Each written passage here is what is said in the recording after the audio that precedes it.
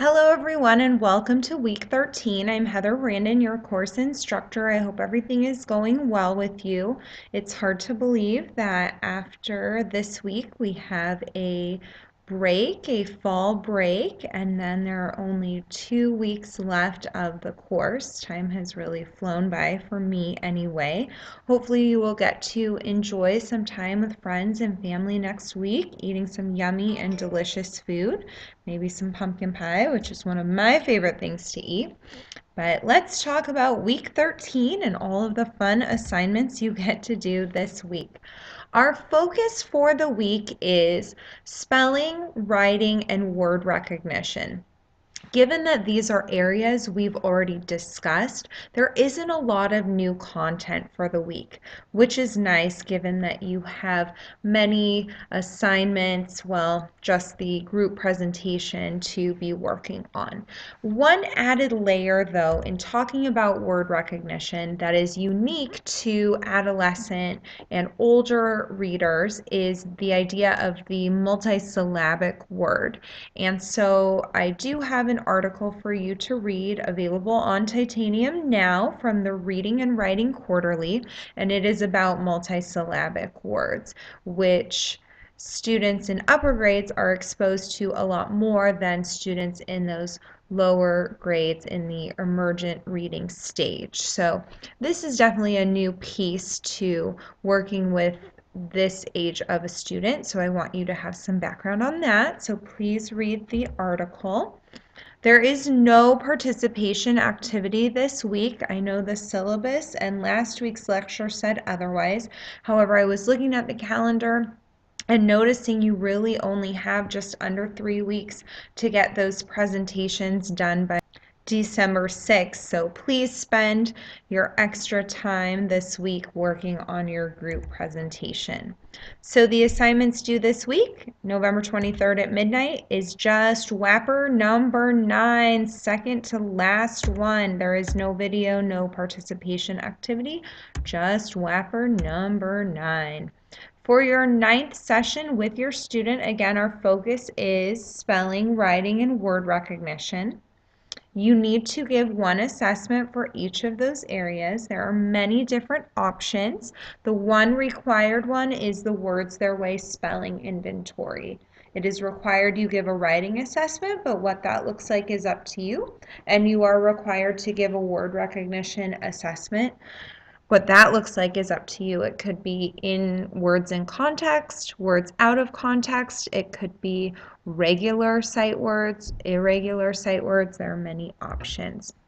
So again, there are 3 required assessments, one for each, and the Words Their Way is the required assessment for spelling and orthography. So just a reminder that if your student is K3, which there are a couple 3rd graders that people are using, you would give the primary spelling inventory. It would probably be best to give the elementary spelling inventory designed for grades 1 through 5, and then there's the upper level spelling inventory. So if you have questions or need a refresher, go back to the week 7 PowerPoint and materials if you need a review on this assessment.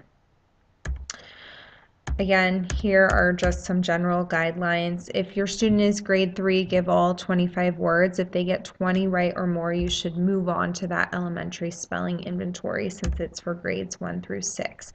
For both that and the upper level spelling inventory, definitely discontinue if the student is visibly frustrated or is missing many words in a row. The steps for the spelling inventory, I'll put them all up here, is to first determine the appropriate level to give it as if you would a spelling test. Number 3, have the student number their paper, or you could do that ahead of time. Pronounce each word naturally without drawing out sounds or breaking into syllables. Very important, you don't give them any additional assistance, so making sure you just pronounce the words as they should be. Number 5, say each word twice, use it in a sentence. 6, only if you're giving in a group do you really need to circulate and monitor performance. And then when you see signs of frustration, be prepared to stop. Afterwards, go back and analyze their spellings using the feature guide. So that is the spelling inventory. You also should do a writing sample. Please use the Common Core standards to develop an appropriate prompt for your grade level, and then you have different ways you can score it. Remember that a holistic score is where you use one overall score. So you could use parameters from your state or school to score the writing sample with one holistic score. You could do analytic scoring using a rubric like Right Traits rubric, where you judge the whole piece in terms of its subcomponents, or you could do an observation checklist, simply looking for whether or not the piece contains different items from your observation checklist. And a sample is in the 4th edition on page 360. Now with decoding and word recognition, here are many of the options, but not even all of the options for you to use. If you are doing your presentation in the area of decoding and word recognition, you will want to pick something that hasn't been used in the course already as a required assignment. So you can do the core phonics survey. You could emphasize that last part, which is multisyllabic words. You could do the BPST. I have on week 6 the Shanker and Cockrum quick decoding assessment. You could do a structural analysis inventory, San Diego Quick or a high frequency word survey, which gauges their knowledge of those irregular sight words. You could reevaluate their performance on the word list looking for patterns and trends, or do a completely different tool. Again, it's very open-ended so that you can try out some new and different assessments and really think about what data do you already have in this area and what would be something new to try. Maybe something with multisyllabic words or with morpheme analysis would be a good thing to do. Want to give you a heads up for session 10, your last session with your student.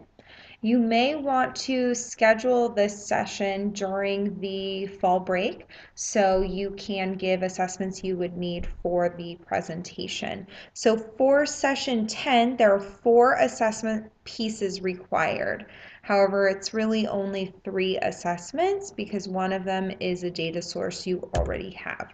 So first you need to give the core vocabulary screening. Everyone must give that. Second, you need to evaluate vocabulary used in their writing sample from the week prior. So this is an artifact you actually already have, which is their writing sample. You're just going to look at it in a different lens, looking at what vocabulary are they producing in writing. Then you're giving 2 additional assessments of your choice. So think about what information do you need for your presentation, and then you can give some of those assessments to be used in your presentation to get student data and student work samples. You may give one that you'd like to use for your presentation and it doesn't really go as planned, so then you can try another assessment. So good to be prepared with 2 different ones in case something just doesn't seem as good in reality as it does on paper. And then please make sure you do something nice for your student to recognize and thank them for their help and for helping you grow as a learner in this last session. So vocabulary screening, then you're going to look at their productive vocabulary in their writing sample and then do 2 additional assessments to help you with your presentation. Thank them, wrap up, and close out your work with your second student. Let's talk quickly about the group presentation. I did already convey this information in the presentation materials on titanium, but again, everyone is going to need to present 1 additional assessment idea, which should be at least 5 minutes of the presentation. Then there are these 3 different roles. First is the presentation producer, who develops the opening and closing of the presentation and finalizes the presentation. There is also the technology director, who is responsible for designing the page on the class wiki and uploading the presentation, PowerPoint, and other materials there. Lastly, there's a communications manager who facilitates the discussion of your presentation and then answers all questions about presented material.